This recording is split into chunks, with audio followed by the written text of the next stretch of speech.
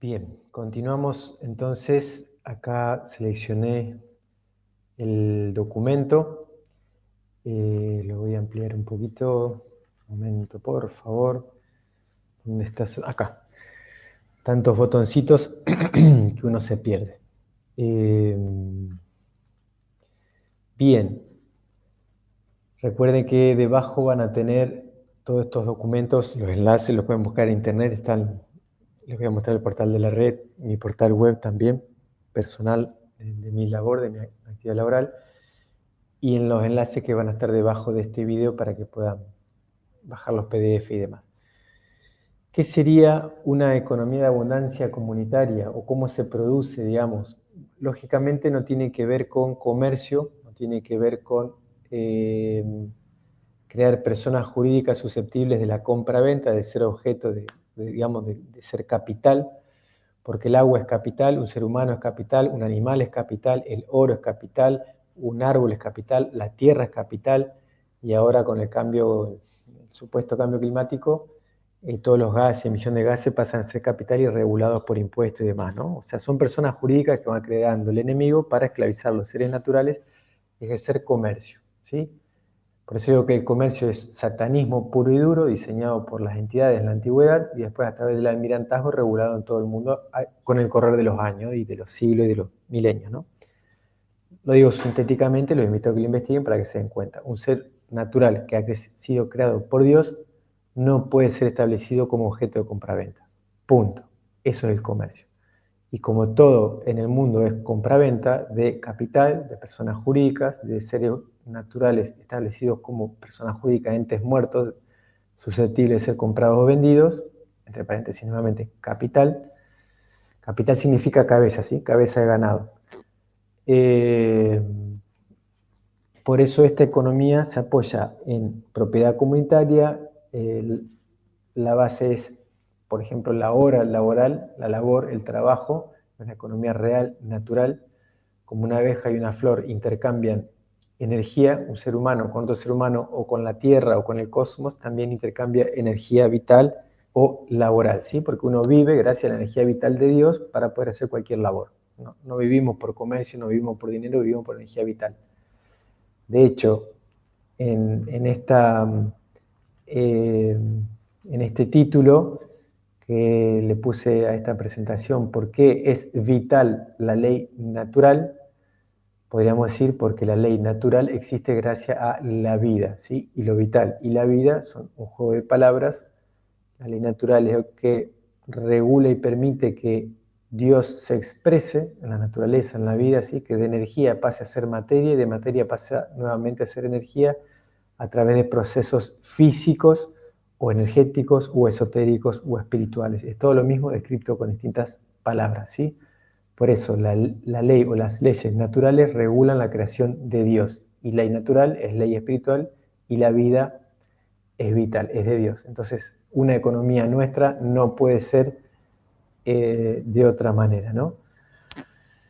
Bueno, es un poquito lo filosófico, propiedad comunitaria porque Dios creó todo, todo es de Dios, nosotros somos creación de Él y tenemos que compartir todo lo que es de Él y nuestro, pero nuestro de manera equilibrada homeostáticamente, todas las partes trabajando en beneficio de todas las partes. Nadie puede volverse el dueño de algo como hizo el enemigo, creando una economía falsa y propiedades privadas falsas en base a personas jurídicas falsas de ficción, ¿sí? Como, bueno, lo explico de diferente manera para que lo entiendan, porque es muy simple de entender cuando uno lo ve, pero hasta que uno no lo termina de ver, parece una locura, un delirio, un rompecabezas, y uno no sabe por dónde llegar a entender, pero es muy simple. Lo ponen lento y lo van escuchando varias veces.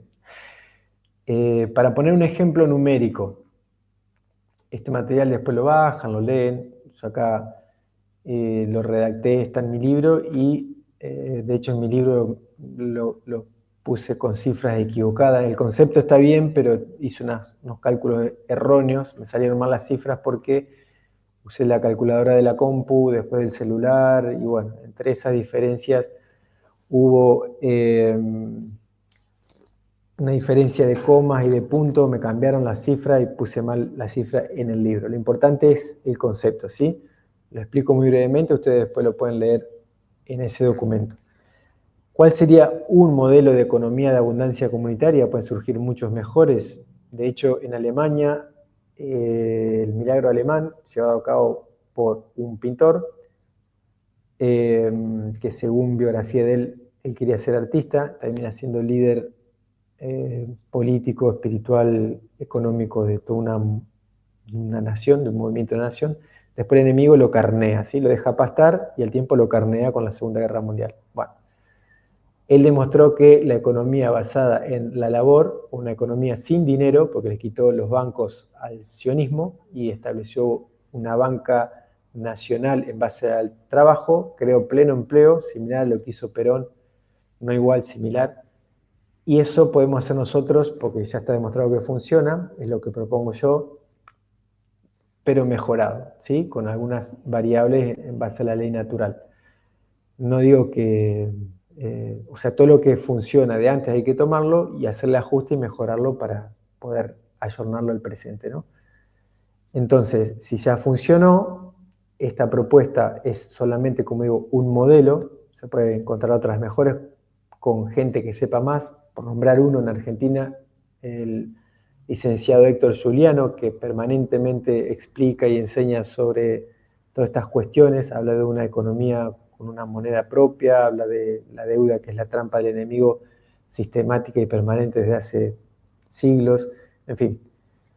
Volviendo al tema del modelo de economía comunitaria. Por ejemplo, para que entendamos, si una nación entiende o asume, o un grupo de muchos seres humanos entiende y asume que somos hijos del creador de la creación, todo lo creado es para compartir, entonces todos nos ponemos a laburar para todos, por ejemplo, 3 horas diarias o 4 horas diarias de labor comunitaria son obligatorias para todo el mundo en edad de laborar, ¿no? De trabajar. En lo que sepa, en lo que le guste, en lo que esté capacitado o que se pueda ir capacitando para hacer algo que le guste más a futuro, ¿no? O sea, ir escalando o cambiando actividades, mejorando la labor que uno hace. Si actualmente no hace lo que quisiera hacer, el año que viene o dentro de unos años puede hacer algo que le guste. Entonces, en ese proceso y camino de mérito, de crear valor, de crear mejoras en uno mismo para el servicio que uno va a dar a la comunidad, por ejemplo, que todo el mundo, perdón, labore 3 horas, 4 horas, eso hay que analizarlo en base a estadísticas, no tiene que ser algo caprichoso, tiene que ser algo en base a estudios, ¿no? ¿Cuántos somos? ¿Qué hay que hacer? ¿Qué necesitamos? ¿Qué primero? ¿Qué después? Esto ya se cumplió, ahora vamos por algo nuevo. Todo un trabajo de logística y planificación, ¿no? Como no puede ser no puede ser de otra manera una economía de una nación o de una familia o de un individuo. Entonces, por ejemplo, todos laboramos para la economía comunitaria de todos los que habitamos, por ejemplo, en la Argentina o en la Hispanidad, y con 3 o 4 horas diarias tenemos que suplir las necesidades básicas, elementales y de calidad para tener una buena alimentación, una buena educación, seguridad, autodefensa, Fuerzas Armadas que nos defiendan del extranjero, transporte, vivienda, todo lo que hoy hay que comprar, eso nos lo tiene que proveer el Estado comunitario, que somos nosotros constituimos el Estado comunitario y lo gerenciamos, ¿sí? Controlamos todo. Por eso todo pasa a manos de la población mediante asambleas, ¿sí? La justicia, la aplicación de las penas, las decisiones de cómo se va a producir, cómo se va a distribuir, qué se hace antes, qué se hace después. Bueno, toda una logística completamente nueva, básica, elemental y lógica, o sea, muy lógica, cuando uno saca el interés o el beneficio comercial o el capital, ¿sí? Que ha diseñado el talmudismo a través de Marx. Marx era talmudista, en base al capital se desarrolló el capitalismo y comunismo. Las dos vertientes son exactamente la misma, no voy a usar una palabra, son la misma degradación humana, ¿sí? Porque son una trampa para que nadie se dé cuenta cómo ellos iban a ir construyendo una esclavitud, haciendo pelear a los comunistas contra los capitalistas, entiéndase, liberalismo, más de derecha, más de izquierda, comunismo más de acá, más de allá, es toda la misma cosa, por no decir palabras fuertes. maquillada para que nadie se dé cuenta, ¿sí? Y Marx, insisto, era un agente o un programado o un iluminado por el talmudismo, ¿sí? Para aquellos que no lo sabían, están los datos por ahí, yo lo voy a incluir en mi segundo libro. Entonces, por ejemplo, una banda horaria, vamos a poner 4 horas diarias, toda la población labora para lo comunitario y eso va a generar una producción en todos los rubros, en todas las áreas, en todas las actividades para que todo el mundo tenga todo cubierto, ¿sí? Entonces yo laboro 4 horas diarias en mi actividad y yo sé que tengo todo cubierto: electricidad, internet, salud, educación, vestimenta, vehículo, combustible, energía, vivienda, todo. Me lo va a dar el Estado del cual yo soy parte y lo controlo y me controla. Muy simple. Eso hay que estructurarlo, ¿no? Yo lo tengo diseñado, llevarlo a cabo es otro desafío más grande. Y después, lo que no es obligatorio y lo que es optativo es la labor individual o particular, ¿sí? Si yo, además de mis 4 horas obligatorias comunitarias en mi labor como terapeuta o educador o desarrollador, lo que sea, o comunicador, después quiero laborar más al día, 2 horas, 3 horas, 4 horas más, eso sería para mí como un ahorro, como un lujo extra, como mayor consumo de algo, mayor acceso a algo, un viaje, no sé, retirarme antes de lo laboral, lo que hoy sería una jubilación, en fin, pero eso es optativo. Lo otro es obligatorio y con lo obligatorio tiene que estar todo cubierto. Y lo particular o privado nunca, jamás, bajo ninguna circunstancia puede ser mayor de poder económico o adquisitivo o de capital que lo comunitario. ¿Qué quiero decir? Un individuo no puede tener más poder económico que una nación o un Estado o una comunidad, ¿sí? El Estado siempre, siempre, siempre tiene que ser más grande en poder económico y de decisión que todos los individuos particulares privados, por más que se sumen poderes de diferentes privados, nunca estos pueden tener mayor poder que lo comunitario, ¿sí? Eso hay que organizarlo desde lo normativo, legislativo, administrativo, para poner límites, para poner ordenamiento totalmente diferente a lo que hoy sucede. Entonces ahí se integran las dos cosas, lo individual y lo libre, entre comillas, que yo tengo un margen para hacer más a mi favor de manera individual y decido lo que quiero para mí, pero hay otro margen que es deber, obligación, de manera igualitaria para todo el mundo, como si fuese ir a la escuela, ir al servicio militar, pagar impuestos. Esto sería laborar todo el mundo, para que todas las necesidades de todo el mundo, básicas, necesarias y de calidad, no digo básicas como de poca calidad, sino digo básicas y elementales para tener una buena vida, ¿sí? Una buena vivienda, una buena vestimenta, una buena educación, una buena salud, etc., ¿sí? Cobertura de todas esas cosas. Esto ya existió, como puse el ejemplo de Alemania, puse el ejemplo en el gobierno de Perón, que insisto, no soy peronista, pero eso sucedió y es una realidad. Fue la vez que la economía argentina más avanzó. Hubieron muchas circunstancias que favorecieron también, pero eso fue una realidad, ¿sí?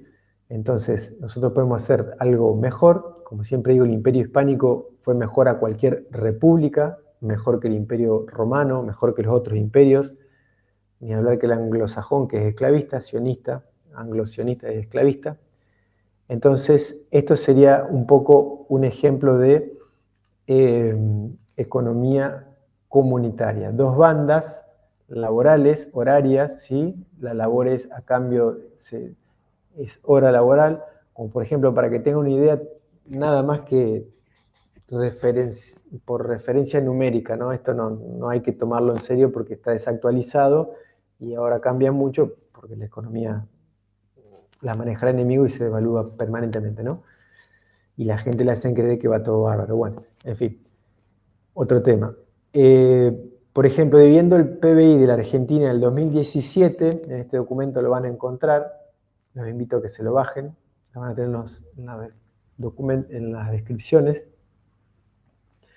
Si dividimos el PBI de la Argentina, el Producto Bruto Interno de toda la Argentina, en blanco, por la cantidad de población, le corresponde a cada individuo, sea un bebé, un niño, un adolescente, un adulto o un anciano, no importa la edad y no importa lo que haga, para todos igual, más o menos $1.300 por mes cada 28 días, o sea, 13 meses al año, 1.300 para todo el mundo.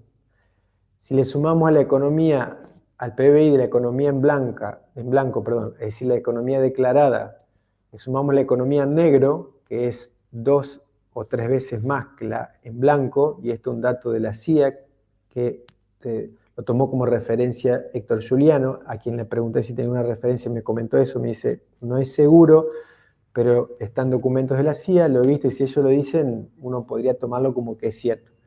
La economía en negro de la Argentina es el doble o el triple de la economía en blanco.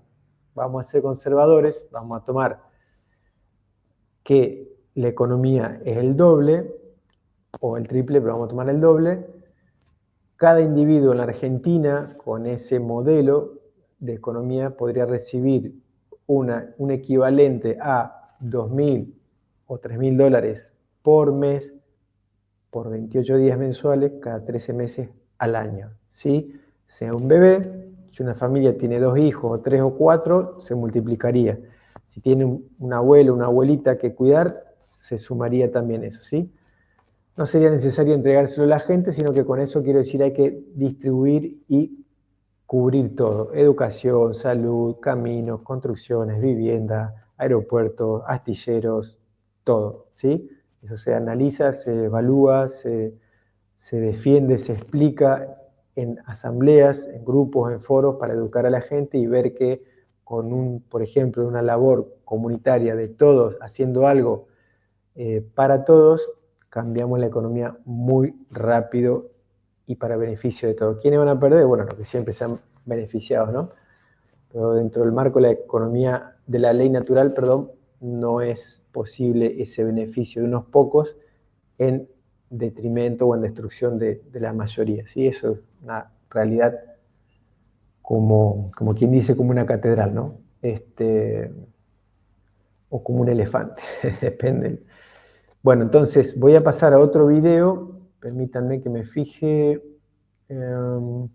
Bien, ahora me voy a fijar en la plaquita del PowerPoint, que lo tomo como guía para continuar esta ponencia. Voy a cerrar acá y los invito a que continúen viendo el material, que va todo en correlación y me parece más que interesante.